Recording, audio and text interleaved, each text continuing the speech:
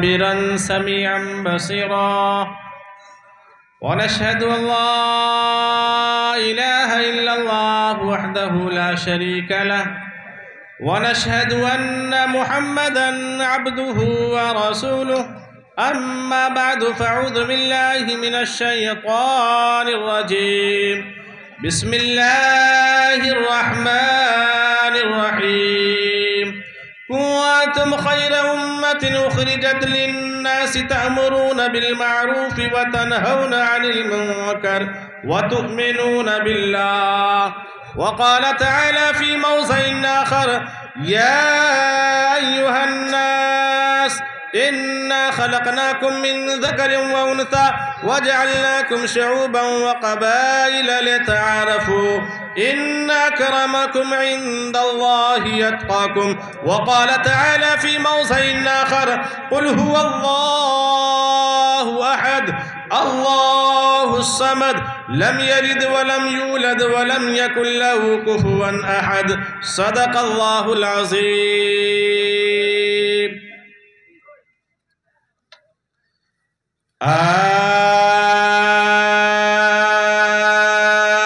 आगतम भूतलम स्वागतम मंगलम स्वागतम स्वागतम नबी मंगलम दुःखहरम सुखकरम जीवन मंगलम जीवनम लाता बरो दाता मह मंगलम है कोटि कोटि परिणाम मस्तक शकल प्रजा जन्म ये दे बंधु दिया न दे अभिनंदनम अभिनंदनम अभिनंदनम है जन्म तिथि दो दशरा बिलम बलम शुभ मंगलम मंगलमे आमना बहु मंगलमे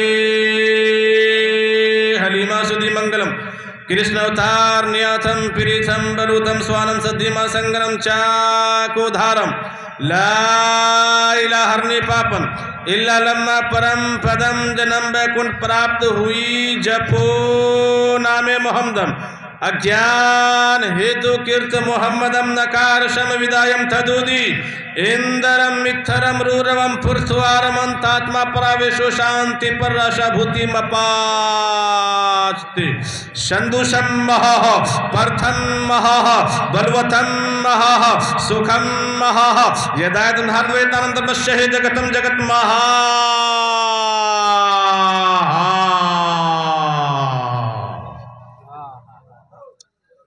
यदो नारी मदो नारी दशा दशे दशो नारी नार्यम परुस्तमतार्नम शिवा शक्तिवम तवारायम हरियो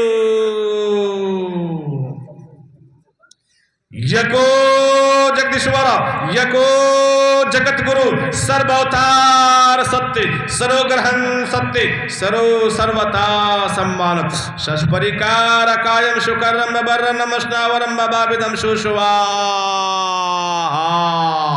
यक औकार सत्य नाम कर्ता पुरुष नरभू नरवीर काल मूर्ति एकम रूपियम बहुताया कुरुति एकम बरहम द्वितीय नीना निहना नास्ते नास्ते किंचन संबल ग्राम के से ब्रह्मणा से महात्मान रहे नाता का प्रात्मास्ति युगे युगे महा यौमाम जमनाधीन जावे तिलोक महेश्वरम अशम बुढ़ा शामे दिर्शु सर्व पापी परमुष्यति अति अतियम सद्धि सुहानम जब जब तू जने कीर्त मुहम्मदम अवतारम सल्लल्लाहु अलैहि वसल्लम। आज के इस पाक और पवित्र सभा स्टेज पर जलवा फरोज मुअज़्ज़ज़ व मुवक्कर उलमाए किराम दानिशवरान कौम व मिल्लत खुसूसन हमारे बीच तशरीफ फरमा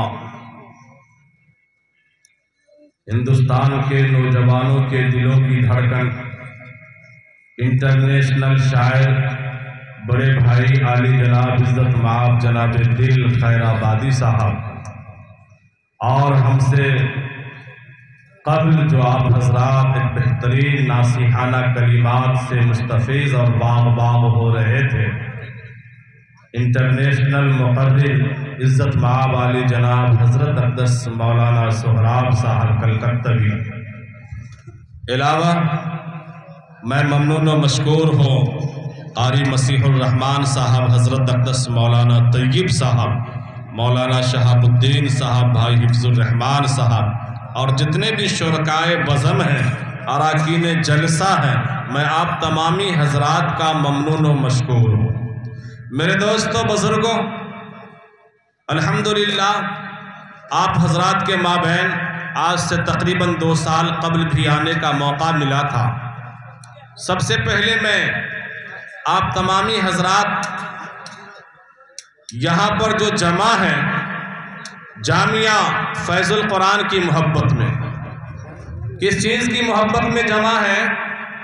जामिया फैज़ुल उलूम, जामिया फैज़ुल उलूम की मोहब्बत में। अल्हम्दुलिल्लाह आप तमाम लोगों के दिलों में अल्लाह उसके रसूल की मोहब्बत है और उसी निस्बत की बुनियाद पर आप तमामी हजरात जामिया फैज़ुल उलूम की मोहब्बत में यहाँ जमा है। सबसे पहले मैं आप तमामी हजरात को ये देखना चाहता हूँ कि जामिया फैज़ुल उलूम की कितनी मोहब्बत आपके दिलों में बसी हुई है। चूँकि हमारे आली जनाब भाई हिफ्ज़ुर रहमान साहब जब दावत दिए, मुसलसल बारहा इसरार करते रहे कि मौलाना साहब मदरसा जामिया फैज़ुल उलूम की निस्बत से 2 चंद अशार ज़रूर तैयार करके आइएगा, जो कप्तिया के गार्जियनों से नौजवानों के सामने आप ज़रूर पढ़िएगा। मैं आप तमामी हजरात का नब्ज़ देखना चाहता हूँ कि किनके दिलों में कितनी जामिया फैज़ुल उलूम की मोहब्बत है। आप सबकी इजाज़त हो तो वो शेर आपके हवाले करूँगा, है इजाज़त? सुनेंगे? हाँ, माशाअल्लाह। और आज मैं ये भी जानना चाहता हूँ इस शेर के हवाले से कि जामिया फैज़ुल उलूम के असातिज़ा कौन हैं। अब तक इससे पहले भी आया था लेकिन मुलाकात नहीं हुई थी, लेकिन आज देखना चाहता हूँ इसी शायरी के ज़रिए कि जामिया के असातिज़ा कौन कौन है। इंशाअल्लाह वो भी रूबरू सामने आ जाएंगे। समाअत फरमाए मेरे दोस्तों।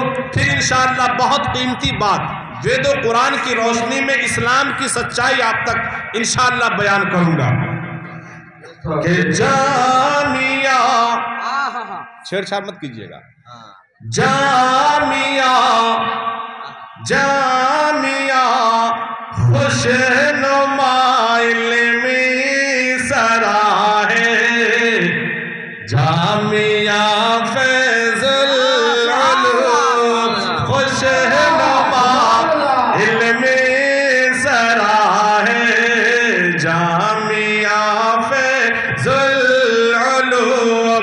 अरे मर्तबा मर्तबा ऊंचा तेरा है, जामिया फैज़ुल उलूम खुशनुमा इल्मी सराहे, जामिया फैज़ुल उलूम। और जगमगाता है यहाँ पर इल्म व हिकमत का चराग, जगमगाता है यहाँ पर इल्म व हिकमत का चराग, नूर का टुकड़ा नूर का टुकड़ा गिरा है, जामिया फैज़ुल उलूम मर्तबा ऊंचा तेरा है, जामिया फैज़ुल उलूम। आओ सुनिए, मदरसा जामिया 300 रुपया इनाम आया। माशाअल्लाह। देखिए हम तो सोच रहे थे पूरा पैसा इनाम में मदरसे के चंदे में लोग जमा कर दिए, लेकिन इनाम में भी पैसा आ रहा है। अल्लाह कबूल फरमाए। समाअत फरमाइए। मदरसा के नाज़िम बानी कारी मसीहुर रहमान साहब और असातिज़ा समाअत फरमावे। हज़रत कारी मसीहुर रहमान का अरमान है, हज़रत कारी मसीहुर रहमान का अरमान है, कौम का भी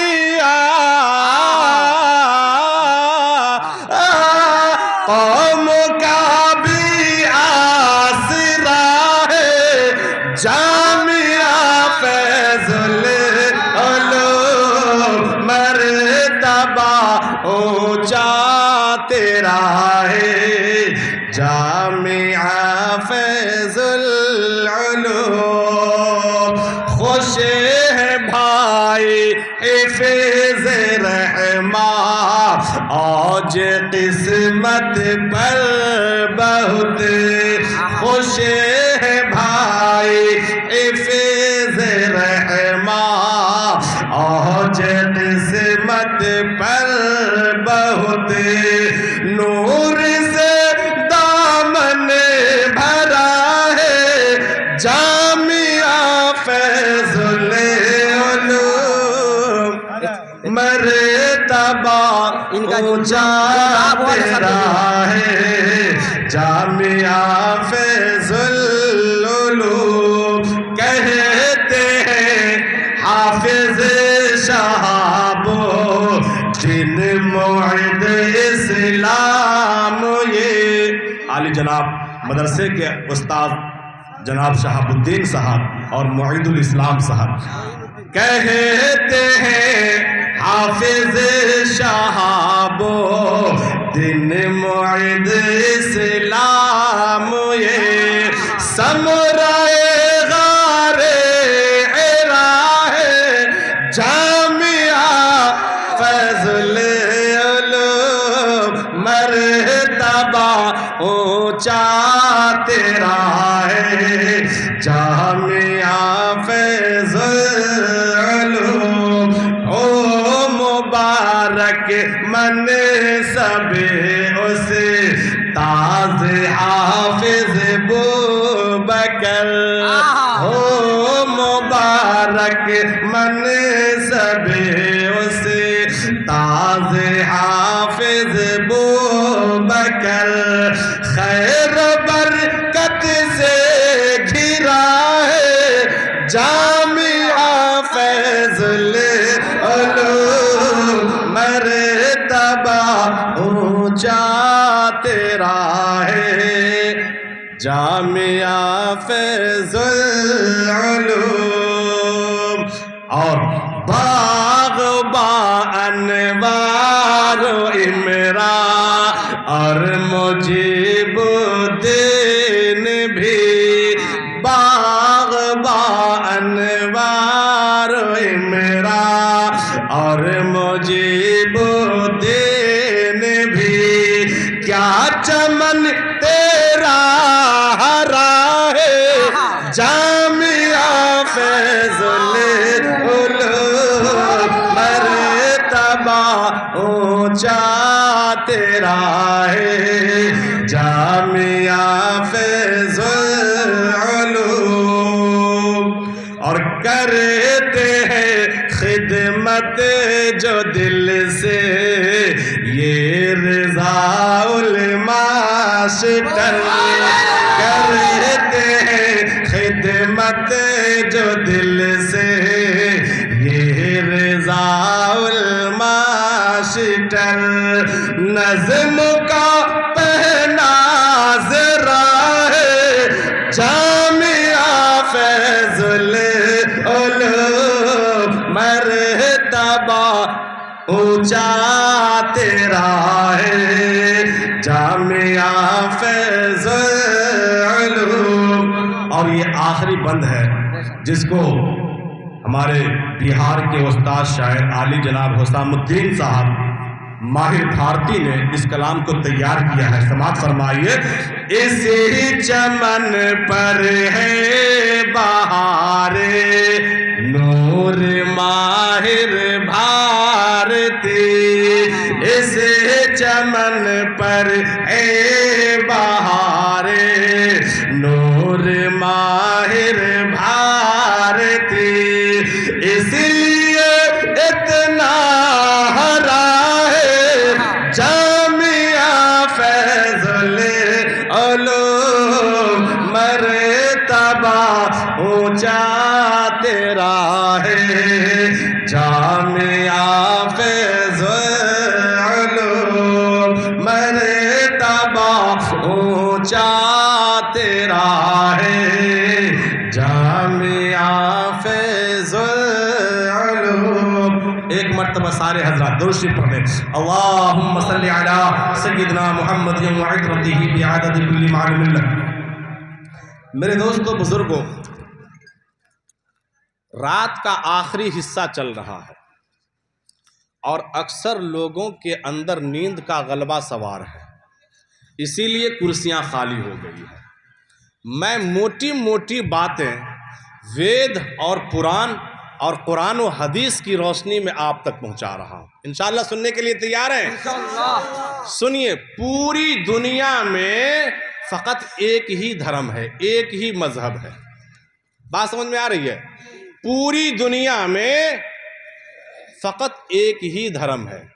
उस धर्म का नाम अरबी में इस्लाम है, अरबी में इस्लाम है, और उसी धर्म को संस्कृत के अंदर सनातन धर्म कहते हैं। इस्लाम ही को संस्कृत के अंदर सनातन धर्म कहते हैं या शाश्वत धर्म कहते हैं। सनातन का माना क्या हुआ या शाश्वत का माना क्या हुआ वो मैं बतला रहा हूं। और इतनी बात दिमाग में पहले बैठा लीजिए कि पूरी दुनिया के अंदर एक ही धर्म है, उसका नाम इस्लाम है। चाहे वो यहूदी हो, चाहे वो नसरानी हो, चाहे वो मजूसी हो, जितने भी जाति और धर्म के लोग हैं सारे लोग इस्लाम ही को फॉलो करते हैं। मानने का तरीका अलग है, इंशाअल्लाह वो भी बतलाऊंगा। अब आइए, सनातन का माना हुआ जो रास्ता आसमान से जमीन पर उतरा हो, जो शरीयत आसमान से जमीन वालों पर नाजिल की गई हो, उस शरीयत का नाम सनातन धर्म है। और वो शरीयत कौन सी है? सबसे पहला आदमी हजरत आदम, पहला मनुष्य दुनिया में कौन आए? हजरत आदम तशरीफ लाए और माई हव्वा आई, उससे पूरी दुनिया में इंसानियत फैली। अब इंसान जो फैलने लगे, उस इंसान को सीधे रास्ते पर चलाने के लिए परवरदिगारे आलम ने जिस शरीयत को नाजिल किया, जिस शरीयत को उतारा, उसी शरीयत का नाम मजहब इस्लाम है। मजहब इस्लाम कोई नया धर्म नहीं है, मजहब इस्लाम कोई नई शरीयत नहीं है, बल्कि रोजे अव्वल ही से ये धर्म नाजिल हुआ है। बात समझ में आ गई? जिस धर्म को हजरत आदम, पहला इंसान, पहला अल्लाह का सबसे पहला पैगंबर हजरत आदम अलैहिस्सलातु वस्सलाम अल्लाह के पास से जिस धर्म को लेकर आए, जिस शरीयत को लेकर आए, उसी शरीयत का नाम अरबी में इस्लाम है और संस्कृत में सनातन धर्म है या शाश्वत धर्म। यानी शाश्वत का माना हुआ सबसे पुराना मजहब, प्राचीन काल से जो धर्म, जो सत्य धर्म चलता आया है, वो धर्म जिसको शाश्वत धर्म कहते हैं।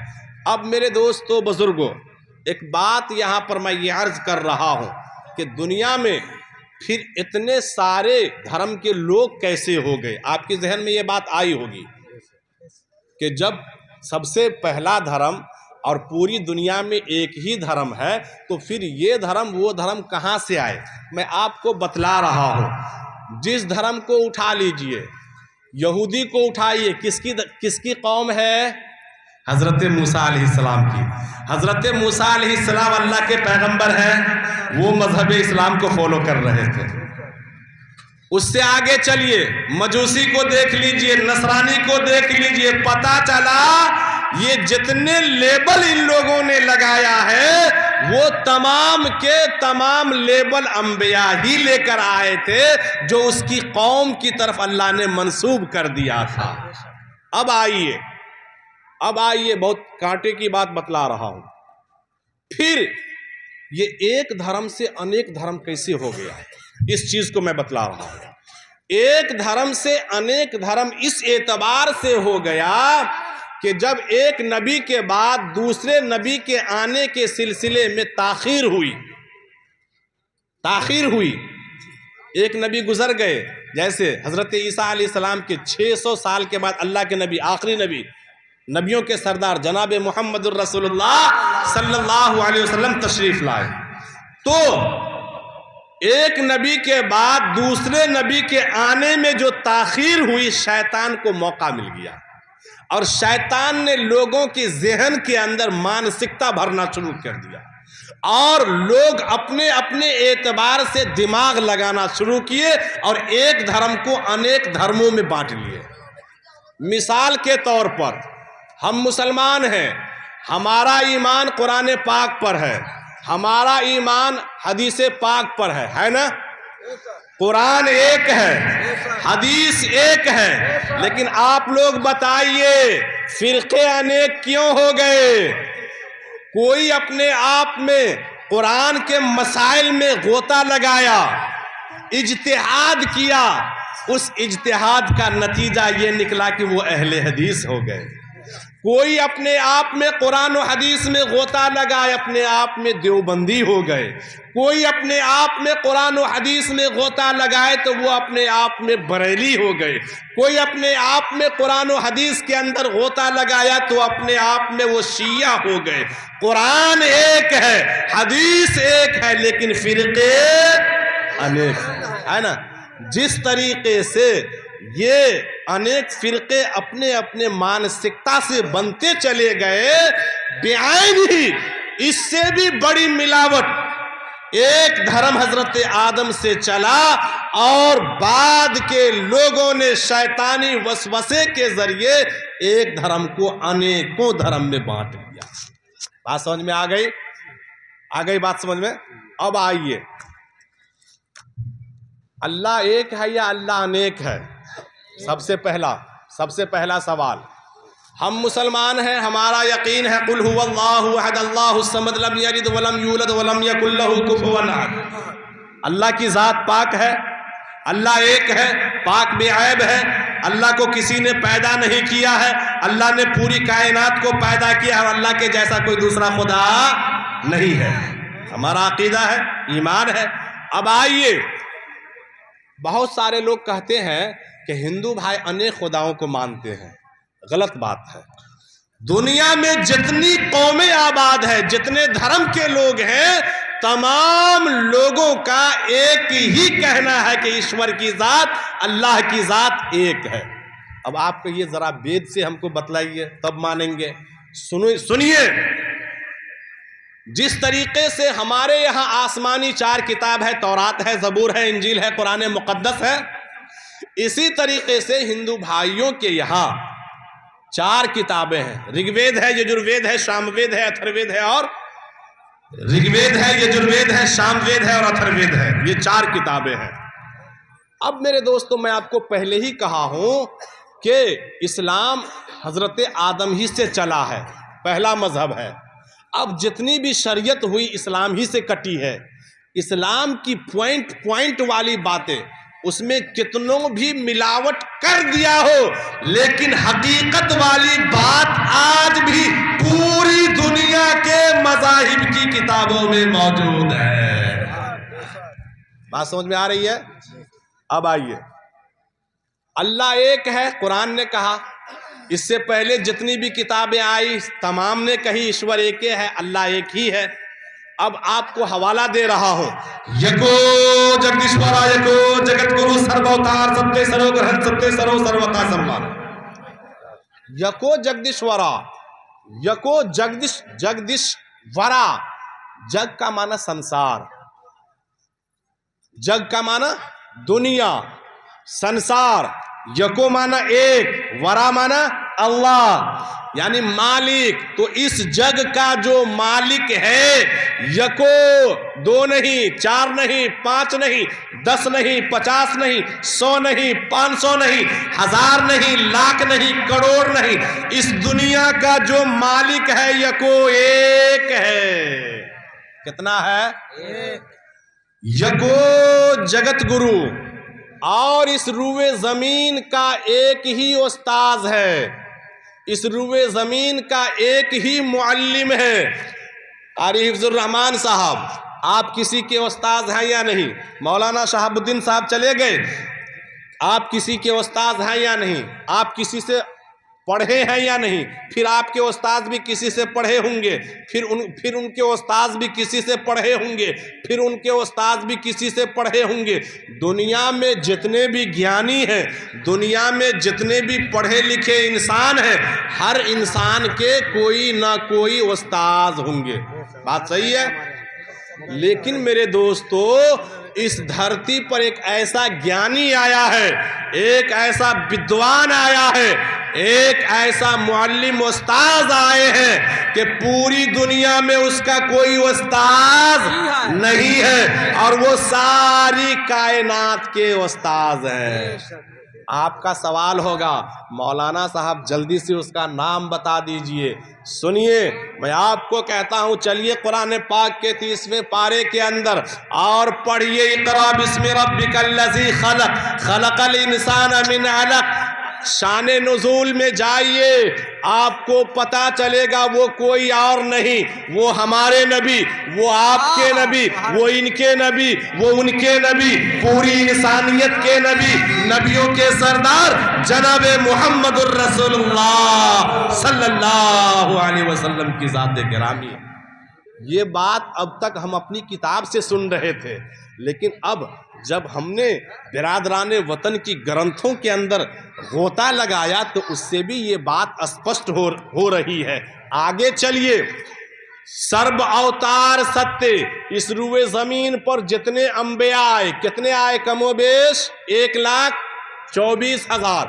सर्व अवतार सत्य, ये बात अभी तक हम लोग अपनी किताब में पढ़ रहे थे, लेकिन हमारे भाइयों की भी किताब में ये बातें मौजूद है। जितने भी अंबिया दुनिया में तशरीफ लाए वो तमाम के तमाम सत्य है। सर्व अवतार सत्य, जिसे हम नबी कहते हैं, जिसे हम रसूल कहते हैं, जिसे हम पैगंबर कहते हैं, बिरादराने वतन की ग्रंथों के अंदर संस्कृत के अल्फाज में उसी नबी को, उसी रसूल को, उसी पैगंबर को अवतार कहते हैं, ऋषि मुनि कहते हैं, संदेशता पैगाम लाने वाला कहते हैं। तो सर्व अवतार सत्य, इस रुए जमीन पर कमोबेश जो 1,24,000 अंबिया आए वो तमाम के तमाम सत्य है। सरोग्रहण सत्य, और इस रुए जमीन पर जितने अंबिया आए, कोई तौरात लेकर आए, कोई ज़बूर लेकर आए, कोई इंजील लेकर आए, कोई कुरान मुक़द्दस लेकर आए, कोई सहीफ़े लेकर आए, जो जिस चीज़ को लेकर के आए उनकी ग्रंथें भी सत्य है। बात समझ में आ रही है? सर्वता सम्मानित। इसलिए आए लोगों, तुम्हें तमाम कमोबेश 1,24,000 नबियों को भी मानना है और उनकी किताबों का भी सम्मान करना है। ऐसी बात नहीं है हम और आप आखिरी नबी की उम्मती हैं, हज़रत ईसा को नहीं मानेंगे, हज़रत मूसा को नहीं मानेंगे, हज़रत इब्राहीम को नहीं मानेंगे, हज़रत नूह को नहीं, आपको तमाम नबी को जब तक नहीं मानेंगे आपका ईमान मुकम्मल नहीं होगा। मानना तमाम नबियों को है और अमल करना जनाब मुहम्मद रसूलुल्लाह सल्लल्लाहु अलैहि वसल्लम के तरीके पर है। सरोग्रहण सत्य, सर्वता सम्मानत, तमाम नबियों को भी मानना है और उनकी ग्रंथें, तौरात अल्लाह की आसमानी किताब है, ज़बूर अल्लाह की आसमानी किताब है, इंजील अल्लाह की आसमानी किताब है, उन तमाम किताबों को भी सम्मान देना है और अमल कुरान पाक पर करना है। अब तक ये बात आमन्तु बिल्लाहि व मलाइकतिही व कुतुबिही व रुसुलिही के अंदर पढ़ रहे थे। जो मतलब आमन्तु बिल्लाह का, ईमान मुजमल, ईमान मुफस्सल का है, वही मतलब इस मंत्र का है। बात समझ में आ रही है? आगे चलिए। इस मंत्र से क्या पता चला? अल्लाह की ज़ात, यको जगदीश्वरा, अल्लाह एक है। अल्लाह की जो ज़ात है, दो नहीं, अनेक नहीं, जो है वो एक है। आइए दूसरी किताब ऋग्वेद के हवाले से अल्लाह एक है। दूसरी किताब है सामवेद। सामवेद के हवाले से आप तक मंत्र पहुंचा रहा हूं। यक औकार सत्य नाम कर्ता पुरुष नरभू नरवीर अकाल मूर्ति। यक औकार, ईश्वर का एक नाम निराकार है। निराकार का मतलब हुआ कि अल्लाह अल्लाह के लिए कोई हद नहीं है, अल्लाह लामहदूद है। ऐसी बात नहीं है कि अल्लाह ताला की ज़ात सिर्फ बंगाल ही का खुदा है, अल्लाह सिर्फ बंगाल ही का नहीं, लामहदूद। अल्लाह पूरी दुनिया के लिए है, पूरी इंसानियत के लिए है। अल्लाह बंदा जहां अल्लाह को पुकार दे, हिंदुस्तान वाले पुकारेंगे अल्लाह हिंदुस्तान में मिलेगा, जापान वाले पुकारेंगे खुदा जापान में मिलेगा, अगर मलेशिया वाले पुकारे खुदा मलेशिया में मिलेगा, अमेरिका वाला पुकारे, भक्त जहां पुकारे, बंदा जहां पुकारे अल्लाह वहीं मिलेगा। तो अल्लाह महदूद नहीं, ला महदूद है। अल्लाह निराकार है, मतलब ला महदूद है। उसके बाद शशपरिकार अकायम शुकरम अबर्रनम अशनावरम अबाबिदम सुशवाहा, दुनिया बनाने वाला, दुनिया बनाकर इंसानों को फैलाने वाला, सबको रोजी रोटी देने वाला और सबको मौत व हयात देने वाला और इस दुनिया को खत्म करने वाला एक अल्लाह है। बात समझ में आ रही है? ये दूसरा मंत्र जो मैं पढ़ा था, यक औकार, ईश्वर की जात जो है वो निराकार है। सत्य नाम, ईश्वर का नाम सच्चा है, वाकई ईश्वर अल्लाह एक है। नरभू, कर्ता पुरुष, वो कादिर मुतलक है। इन्नल्लाह अला कुल्ली शैइन कदीर, ये कुरान में पढ़ रहे थे और ये बात बिरादरान वतन की ग्रंथ भी कह रही है, अल्लाह हर चीज़ पर कादिर है। अल्लाह जब चाहे, जिस वक्त चाहे, जो चाहे कर सकता है। कर्ता पुरुष, अल्लाह हर चीज़ पर कादिर मुतलक है। नरभू, ईश्वर किसी से डरता नहीं है। नरवीर, ईश्वर तो सबको डराता है, पूरी इंसानियत को, पूरी दुनिया को डराता है। अकाल मूर्ति, ईश्वर की कोई फोटो और तस्वीर नहीं है, ईश्वर की कोई तस्वीर नहीं है। अकाल मूर्ति। अब आइए, 3 किताबों के हवाले से पता चल गया कि अल्लाह की ज़ात एक है। अब चौथी किताब अथर्ववेद, उससे हम जरा पूछते हैं कि अल्लाह एक है या अनेक। तो सुनिए, मंत्र सुनिए। एकम ब्रह्म द्वितीय नीना निहना नास्ते नास्ते किंचन। ब्रह्मा एक है, ईश्वर का एक सिफाती नाम, अल्लाह का एक सिफाती नाम अल खालिक है। हम अरबी में अल खालिक कहते हैं, संस्कृत में उसे हम ब्रह्मा बोलते हैं। अभी आज से 1 साल पहले दिल्ली के अंदर रामलीला मैदान में एक सत्संग हुआ था, हिंदू मुस्लिम एकता कॉन्फ्रेंस हुआ था, जिस कॉन्फ्रेंस के अंदर हजरत अक़दस मौलाना अरशद मदनी साहब मद्दसिल्लहुल आलिया हिंदू मुस्लिम एकता को फैलाने के लिए लोगों से कह रहे थे, ओ लोगों, ओ मेरे हिंदू मुस्लिम भाइयों, हम लोग अनेक नहीं हैं, हम लोग एक माँ बाप की संतान हैं। उस एक माँ बाप को हम कुरान के हवाले से हदीस की रोशनी में हज़रत आदम और हव्वा कहते हैं, और आप लोग संस्कृत के हवाले से उसी आदम को आदि मानव यानी मनु जी कहते हो, अब माई हव्वा को शत्रुहा कहते हो। तो हम लोग एक ही माँ बाप के अनेक संतान हैं, हम लोग इंसानियत के एतबार से भाई भाई हैं, अनेक नहीं है। और सुनो, जिस तरीके से तुम ओम की पूजा करते हो, ओम को ईश्वर मानते हो, ओम को अल्लाह मानते हो, उसी ओम को हम मुसलमान भी खुदा मानते हैं। हमारा भी खुदा एक है और तुम्हारा भी खुदा एक है, तो फिर झगड़ा किस बात की? अब एक मुखारी वाला खड़ा हो गया, इनकार किया, हम कोई ईश्वर को, कोई परमेश्वर को हम मानते ही नहीं है। माँ ने जन्म दिया है, बाप ने जन्म परस्तिश की, बाप ने परवरिश किया है, हम किसी खुदा को, किसी भगवान को मानते ही नहीं है। इनकार कर दिया पूरे भरे मजमे के अंदर। आप लोगों तक भी बात पहुंची होगी, है ना मेरे दोस्तों? सुनिए, चैलेंज हुआ कि हम देवबंद आकर के मुकाबला करेंगे, लेकिन पहुंचा नहीं। अगर पहुंचता तो हकीकत का इंकिशाफ हो जाता और लोग जौक दर जौक ईमान के दायरे में आना शुरू हो जाते। सुनिए मेरे दोस्तों, ओम और अल्लाह कोई अनेक नहीं है, एक है। ओम ये मुरक्कब है किस चीज से? अकार, मकार और सकार से। ओम तीन चीजों का मुरक्कब है, अकार, मकार और सकार। अकार, मकार, सकार का मतलब ओम के अंदर तीन सिफाती नाम का ओम मुरक्कब हुआ। वो सिफाती नाम क्या है? ब्रह्मा, विष्णु और शिव। ब्रह्मा, विष्णु और शिव। ब्रह्मा का मतलब ईश्वर ने इंसान को पैदा किया, माँ के पेट से दुनिया में ला दिया, माँ के पेट में ढांचा बनाया और दुनिया में लाकर रख दिया। इस सिफत का नाम अल खालिक है। इस सिफत को अरबी में अल खालिक कहते हैं और संस्कृत में ब्रह्मा बोलते हैं। ईश्वर का दूसरा नाम, दूसरी सिफात शिव है, विष्णु है।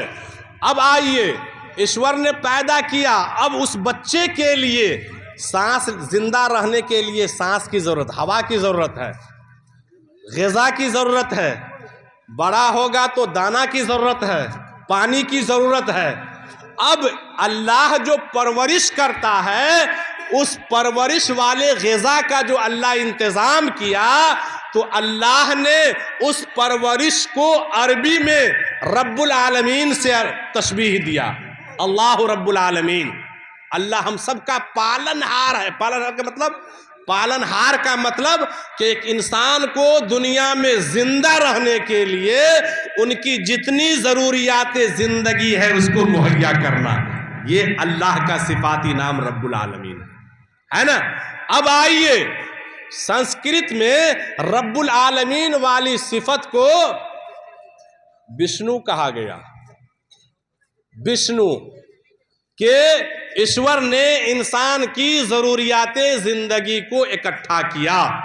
अब आइए, ओम के अंदर तीसरी सिफत वो विष्णु है या शिव है, यानी जब बंदा अल्लाह की खाता है, अल्लाह की पहनता है, अल्लाह की दी हुई नेमतों से माला माल होता है, और फिर भी जब बंदा अल्लाह की नाफरमानी करता है, तो अल्लाह पाक ऐसी हालात में कहर बरपाता है, कहीं जलजले की शक्ल में, तो कहीं तूफान ला करके, तो कहीं हवा तेज चला करके।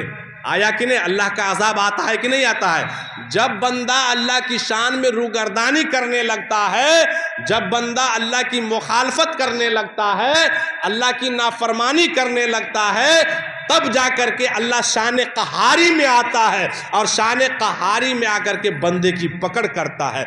उसी शान कहारी को संस्कृत में शिव कहते हैं।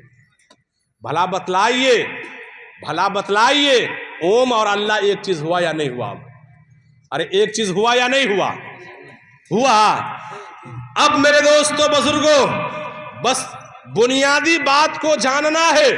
मान जिसको हम रहे हैं वो भी उसी को मान रहे, पूरी दुनिया उसी को मान रही है। मानने का तरीका और मानने का जज्बा अलग अलग है, मानने के तरीके अलग हैं। अब आइए, तुलसीदास जी के पास कौम के लोग पहुंचे और कहने लगे, आप तो ईश्वर के बारे में बताए कि ईश्वर एक है और वो पूरी दुनिया का मालिक है, लेकिन हमने तस्लीम भी कर लिया। अब हमको ये बताइए कि ईश्वर करता क्या है, ईश्वर के हरकत व सकनात के बारे में हमें बताइए। सुनिए मेरे दोस्तों बुजुर्गों, महाराज तुलसीदास ने अपने कौम के लोगों को ईश्वर की तारीफ करके सुना रहा है। सुना दूं वो तारीफ? सुनेंगे? पद बिन चलई अरे सुनई बिनु काना। मेरे कौम के लोगों, अल्लाह के बारे में सवाल करते तो सुनो।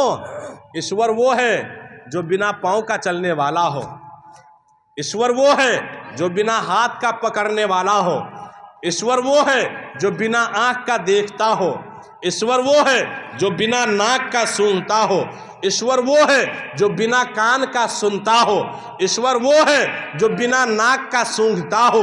वो सूंघता जरूर है, नाक से पाक है। वो पकड़ता जरूर है मगर हाथ से पाक है। वो चलता जरूर है मगर पांव से पाक है। वो सुनता जरूर है मगर कान से पाक है। वो देखता जरूर है मगर आंख से पाक है। हमने कहा महाराज तुलसीदास जी, यही तारीफ तो हम मुसलमान भी अपने खुदा की करते हैं। मेरा खुदा वो है जो आज़ाए जिस्मिया से पाक हो, हाथ से पाक हो, पाँव से पाक हो, कान से पाक हो, नाक से पाक हो, जिस्म से पाक हो। हर आज़ाए जिस्मिया से जो पाक हो वही खुदा की ज़ात है। सुनिए मेरे दोस्तों, पद बिन चलई अरे सुनई बिनो काना, कर बिन कर्म करे विधि नाना। अइलन रहस शकल रस भोगी, बिन बानी पकता बड़ा जोरी। तल बिन परस नयन बिनो देखा, कई घरान बिनु बासे अशेषा। अब सुनिए मेरे दोस्तों, ईश्वर के बारे में बात स्पष्ट हो गई, अल्लाह की ज़ात एक है। अब कौम की लोगों ने हनुमान जी के पास गया और कहा, हो हनुमान जी, आप ज़रा अपने सरकार के पास जाइए और पूछिए कि हम रब की हम आपके भक्त हैं, हम आपकी भक्ति, आपकी बंदगी, आपकी इबादत कैसे करें। हनुमान जी श्री रामचंद्र जी के दरबार गए, अर्ज किया, ए श्री रामचंद्र जी, हम तो आपके भक्त हैं, हम तो आपके मुरीद हैं, आप पर हम अपने आप को निछावर करते हैं, ज़रा हमें ये बताइए कि हम आपकी इबादत कैसे करें। तो श्री रामचंद्र जी ने क्या जवाब दिया, ओ हनुमान, अरे मैं श्री रामचंद्र तो ईश्वर की भक्ति करता हूँ, इबादत करता हूँ, और तुम मेरी भक्ति करोगे। अगर भक्ति के लायक कोई ज़ात है तो वो ईश्वर की ज़ात है, अल्लाह की ज़ात है, परमेश्वर की ज़ात है। अगर तुम भी भक्ति करना चाहते हो तो ईश्वर की भक्ति करो, अल्लाह की भक्ति करो।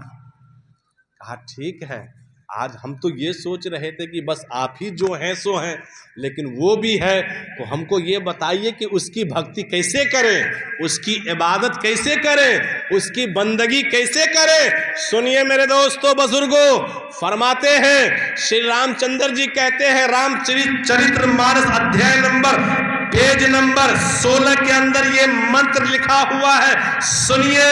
प्रथम तरह का पयाम, द्वितीय अंतरिय चंद्रिका, तृतीयम दंड मुच्यम, चतुर्थ कुंडलाकारम, पंचम बिंदु संयुक्ता, च्युति च्युति रोधका। हाँ ओ हनुमान, अगर तुम इबादत करना चाहते हो, अगर तुम भक्ति करना चाहते हो, तो सबसे पहला काम भक्ति करने में सबसे पहला काम क्या करना है, दोनों पांव पर सीधा खड़ा हो जाना है। गौर से सुनिएगा।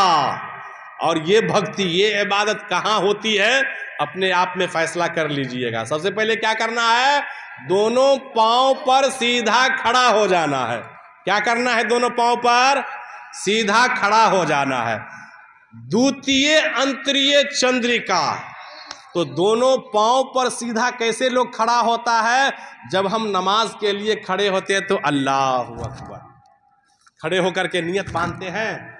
अब सना पढ़ लिए, सूरह फातिहा पढ़ लिए, कोई सूरत मिला लिए, अब क्या कीजिएगा, जब क़याम के तमाम चीज़ों को पढ़ के फारिग हो गए तो अब आपको क्या करना है, द्वितीय अंतरिय चंद्रिका, दूसरा काम जो करना है भक्ति में, आधे चांद की तरह हो जाना है। क्या करना है, क्या करना है, रुकू से खड़े हैं, क़याम में है, अब आपको रुकू में चला जाना है। द्वितीय अंतरिय चंद्रिका, दूसरे नंबर पर भक्ति में काम ये करना है कि तुम क़याम की हालत में हो तो रुकू की हालत में चले जाओ, आधे चांद की तरह हो जाओ। जब हम रुकू में जाते हैं तो आधे चांद की तरह होते हैं, होते ही नहीं होते हैं, अरे होते हैं। तृतीयम दंड मुच्यम। अब जब हम और आप रुकू के तस्बीह से फारिग हो गए तो अब क्या करना है? अब क्या करना है? देखिए, नमाज जो है सिर्फ मोहम्मद सल्लल्लाहु अलैहि वसल्लम आखिरी नबी से नहीं चला है। नमाज की दौलत अल्लाह ने हजरत आदम ही से चलाया है। इसलिए इबादत के अंदर दुनिया कोई आंख में धूल नहीं झोंक सकती है। इसलिए कि जो कुरान ने नमाज का तरीका बताया वही भक्ति का तरीका दुनिया की तमाम किताबों में आज भी मौजूद। यहूदी को देखिए नमाज पढ़ता है, नसारा को देखिए नमाज पढ़ता है। भक्ति का यही एक तरीका है। तीसरा काम ये करना है कि तृतीयम दंड मुच्यम, कि तुम नीचे रुकू में हो तो अब दंड बिस्की करो। तीसरा काम क्या करना है? दंड बेस करना है। दंड बिस्की कैसे होगा? नीचे है तो सीधा होइए, आप फिर नीचे चले जाइए सजदे में। तीसरा काम तृतीयम दंड मुच्यम। भक्ति में तीसरा जो काम करना है दंड बेस करना है। तो आपकी पोजीशन रुकू में है, आप खड़े होइए और उसके बाद आप सजदे में चले जाइए। दंड बेस हो गया, आप सजदे के अरकान से फारिग हो गए। अब आपको क्या करना है? चतुर्थ कुंडलाकारम, चौथे नंबर पर भक्ति के अंदर चौथा काम जो करना है कि 2 रिकत नमाज के बाद तुमको ऐसे बैठ जाना है जैसे सांप कुंडली मार के बैठता है। सांप कुंडली मार के जैसे बैठता है वैसे हम लोग 2 रिकत के बाद बैठते हैं या नहीं बैठते हैं? अरे बैठते हैं। कायदा उला और कायदा अखीरा, अत्तहियात की हालत में जिस हालत में बैठते हैं उस हालत को चतुर्थ कुंडलाकारम, ऐसे चौथा जो काम करना है भक्ति में, ऐसा काम करना है जैसे सांप कुंडली मार के बैठता है, जो हम लोग एक सजदे के बाद करते हैं या 2 रिकत के बाद, या तशहुद कहिए या कायदा उला कायदा अखीरा कहिए, वैसी हालत में तुमको चला जाना है। पंचम बिंदु संयुक्ता, और 5वां काम जो इबादत में करना है वो काम बहुत अहम है, वो काम बहुत इम्पोर्टेंट वाला काम है। बोला क्या काम करना है?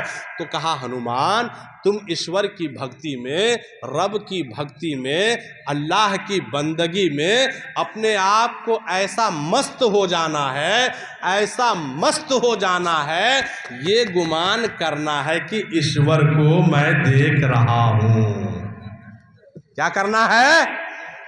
भक्ति में ये ख्याल करना है कि खुदा को मैं देख रहा हूं। और अगर अल्लाह को, ईश्वर को तुम नहीं देख पाओ तो इतना गुमान करो कि ईश्वर मुझे देख रहा है। क्या करना है? इतना गुमान रखना है कि ईश्वर मुझे देख रहा है। सुनिए मेरे दोस्तों, अल्लाह के महबूब जनाब मुहम्मदुर रसूलुल्लाह सल्लल्लाहु अलैहि वसल्लम ने इरशाद फरमाया, अंताबुदुल्लाह कान्नहु युराक व इल्लम तुराक कान्नहु युराक, कि तुम अल्लाह की इबादत इस एतबार से करो कि गोया अल्लाह को मैं देख रहा हूँ, और अगर तुम्हें अल्लाह नजर नहीं आए तो ये गुमान करो कि अल्लाह मुझे देख रहा है। बात मिलती जुलती है या नहीं? और कोई मानने के तरीके के एतबार से अलग तरीका अपना ले तो ये उसकी मर्जी है। मर्जी है या नहीं है? पूरी दुनिया में एक ही धर्म, जिस धर्म का नाम मजहबे इस्लाम है। अब मेरे दोस्तों बुजुर्गों, कलमा ला इलाहा इल्लल्लाह, एक अल्लाह, एक ईश्वर के सिवा कोई पूजनीय के लायक नहीं। सुनिए, महाराज कबीर दास जी ने एक ईश्वर के बारे में क्या दुनिया के लोगों से कहा, सुना दूं? सुनेंगे वो लोग?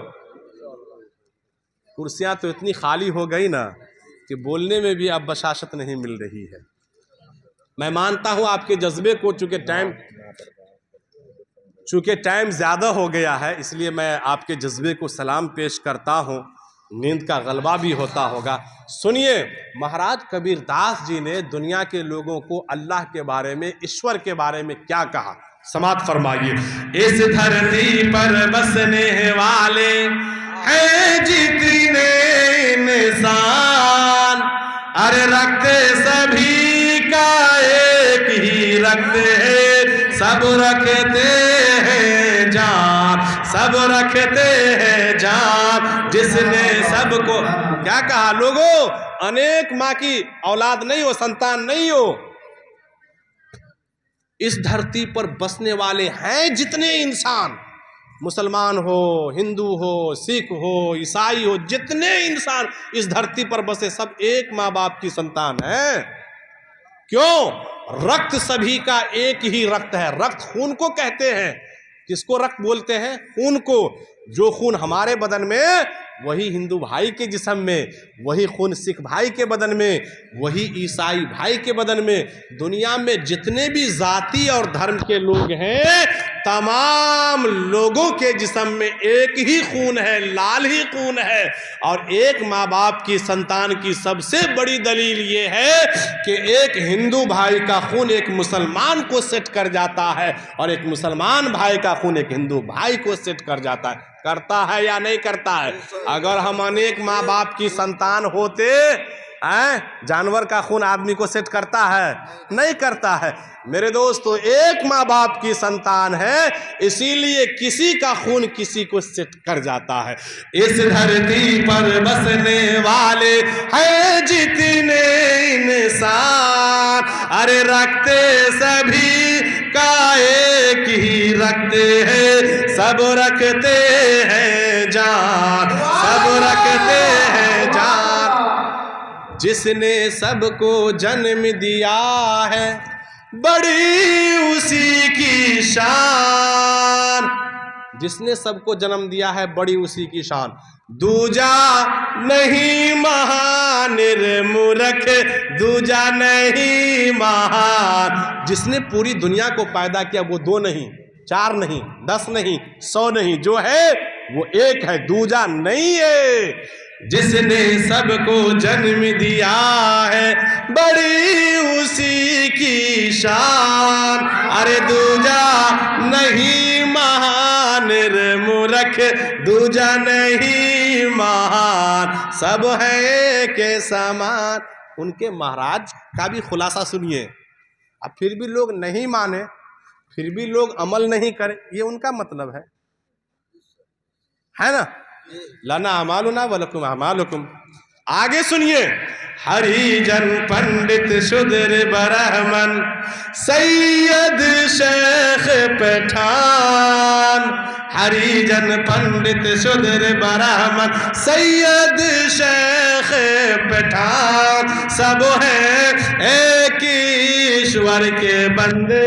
अरे सब है एक ईश्वर के बंदे, आदम की संतान, आदम की संतान।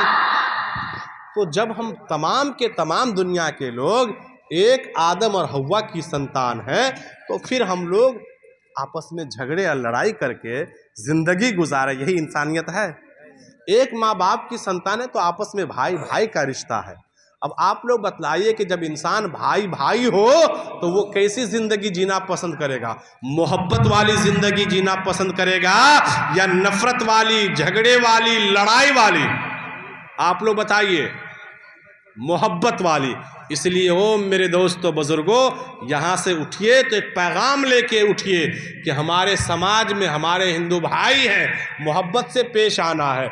आप अगर मोहब्बत से पेश आइएगा, अल्लाह उसको भी समझ देंगे, वो भी आपसे मोहब्बत से पेश आएंगे। आपके यहाँ कोई फंक्शन हो, आपके यहाँ कोई खुशी, कोई सुख का मामला हो, दुख का मामला हो, जहाँ पूरी आबादी मुसलमान की रहती है, वहीं पर 2-4 हिंदू भाइयों को भी बुला लीजिए। उससे क्या होगा? समाज में मोहब्बत फैलेगी। चुनांचे एक शायर हैं यूपी के, आली जनाब असद बस्तवी साहब, उनका एक शेर है कि अगर कोई भी फंक्शन में कोई भी खुशी, सुख का और दुख का मामला हो, जहां हम तमाम गांव के मुसलमान इकट्ठा होते हैं, और वहीं पर 2-4-10 हमारे हिंदू भाई के गणमान बुद्धिमान लोग आ जाएं, तो समाज में मोहब्बत और ज़्यादा फैलेगी। नहीं फैलेगी? क्यों? इसलिए कि आज आप उसको अपने फंक्शन में बुलाए हैं। जब उसके यहाँ कोई फंक्शन होगा वो कहेगा अरे मुसलमान मोहल्ले जाओ, आप फला हाजी साहब को दावत दे दो, मौलाना तैयब साहब को दावत दे दो, मौलाना मसीहुर रहमान साहब को दावत दे दो, फला शहाबुद्दीन साहब को दावत दो, फला फला को गणमान लोगों को दावत दो। और जब दावत देते हैं तो ये लोग भी उनके यहाँ सुख दुख में शरीक होते हैं। इससे प्यार और मोहब्बत बढ़ेगी या घटेगी? आप ही लोग बतलाइए। अरे बढ़ेगी। तो क्या करना है? एक ही जगह सब मिल बैठे तो हर मुश्किल आसान बने। एक जगह हम हिंदू मुस्लिम सिख ईसाई अगर बैठना शुरू कर देंगे तो समाज में कोई तरह की बात जो पैदा होगी, कोई तरह का वबाल जो आने लगेगा, तो हिंदू मुस्लिम सिख ईसाई की मोहब्बत जो है ना, बड़ी से बड़ी मुसीबत को चुटकी में हल कर देगा। हल करेगा या नहीं करेगा? अरे करेगा हल। थोड़ा आप लोग बोलिए, तो कम तादाद है और उसमें भी हो में हो हम ऐसे मुकर्रिर हैं कि हम बिल्कुल अपने तरफ खींच करके बात करते हैं जी, खींच करके बिल्कुल आपकी जहन को अपनी तरफ माइल करके ऐसी बात करेंगे। 100 बात नहीं करनी है, 2 से 4, 5 से 10 बात बतलाएंगे ताकि आपको भी याद हो जाए, कुछ आप भी यहाँ से लेकर चले जाएं।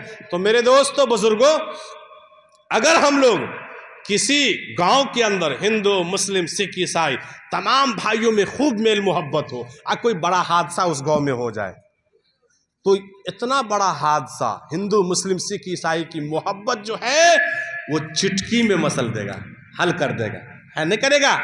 और अगर मामूली सा मैटर हो और एक दूसरे समाज दूसरे से कटा हुआ हो, दूरी इख्तियार किया हो, तो तिल भी तार बन जाता है। बनता है या नहीं बनता है? अरे बनता है या नहीं बनता है? तो एक ही जगह सब मिल बैठे तो हर मुश्किल आसान बने। सारी दुनिया में फिर अपनी एक ही अलग पहचान बने। चोटी अगर हिंदू को लगे तो दर्द मुसलमानों को, चोटी अगर हिंदू को लगे तो दर्द मुसलमानों को। हम लोगों की ख्वाहिश है कि ऐसा हिंदुस्तान बने।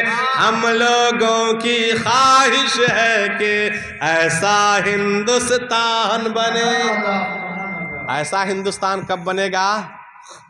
जब हम लोग एक जगह, समाज के चंद वर्ग के लोग एक जगह बैठना शुरू करेंगे तो समाज में मोहब्बत बढ़ेगी। और जब समाज में मोहब्बत बढ़ेगी तो बड़ा से बड़ा अकूर काम भी हम बहुत जल्द हल कर लेंगे, कर सकते हैं। समझ गए? अब आइए, एक ही जगह सब मिल बैठो तो हर मुश्किल आसान बने। ए मेरे वतन के बाशिंदों, अब आओ कुछ ऐसा काम करो। ऐ मेरे वतन के बाशिंदों, अब आओ कुछ ऐसा काम करो। इस मुल्क से नफरत खत्म करो, आपस में मोहब्बत आम करो। आज बड़ा अफसोस होता है, बड़ा दुख होता है, हम लोगों के माबैन, भारत के रहने वालों के माबैन कुछ लोग जिसकी परसेंटेज कोई ज़्यादा नहीं है, अपनी कुर्सी पर जमे रहने के लिए, कुर्सी बचाने के लिए, गद्दी पर जमे रहने के लिए क्या करता है? मंदिर और मस्जिद के नाम पर फूट डलवाता है, दंगा करवाता है, कभी जात और धर्म के नाम पर लड़वाता है। बड़ा अफसोस होता है, जहर भरते इस कदर लोगों के जहनों में जहर भर दिया है कि अगर हमारे चचा जैसे आदमी अगर मार्केट से काली पन्नी में, काली थैली में कोई सामान लेकर आए, चिकन का गोश्त लेकर आते हो और कोई 5 नौजवान मिल जाए तो इस वहम में मार डालते हैं कि फलां साहब तो बड़े का गोश्त, बीफ का गोश्त लेकर जा रहा है। इस वहम में मानसिकता को ऐसा जहरीला बना दिया ऐसा जहरीला बना दिया चंद लोगों ने इस कुर्सी पर जमे रहने की वजह से, ऐसे लोगों को जिससे समाज में तोड़फोड़ हो रहा है, जिससे भाई भाई महफूज नहीं है। हिंदू भाई से मुसलमान डर रहे हैं, मुसलमान भाई से हिंदू भाई डर रहे नहीं डर रहे हैं। ऐसे लोग अगर हमारे और आपके बीच आए, उसको मुंह तोड़ जवाब देना है और कहना है चांद तारे गगन की जीनत है, अरे फूल कांटे चमन की जीनत है। हिंदू मुस्लिम को मिलके रहने दो, ये दोनों हमारे वतन की जीनत है, ये दोनों हमारे वतन की जीनत